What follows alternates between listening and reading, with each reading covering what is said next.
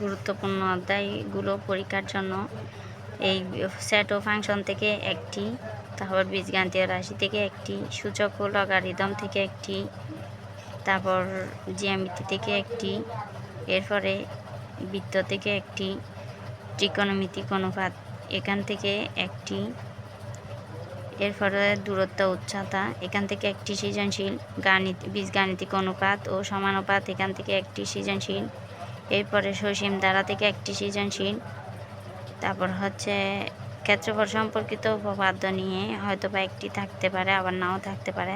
তারপর পরিমিতি থেকে একটি সৃজনশীল, পরিসংখ্যান থেকে একটি সৃজনশীল। তবে সবচেয়ে গুরুত্বপূর্ণ অধ্যায়গুলো হলো যে বীজগাণিতিক রাশি এখান থেকে একটি থাকবে, সূচক লগারিদম এখান থেকে, তারপর হচ্ছে যে ব্যবহারিক জ্যামিতিক এখান থেকে, ত্রিকোণমিতিক অনুপাত এখান থেকে, তারপর অনুপাত সমানুপাত এখান থেকে, সসীম ধারা এখান থেকে একটি সৃজনশীল থাকবে। এরপরে পরিমিতি থেকে একটি সৃজনশীল থাকবে, আর পরিসংখ্যান থেকে তো অবশ্যই দুটি সৃজনশীল থাকবে।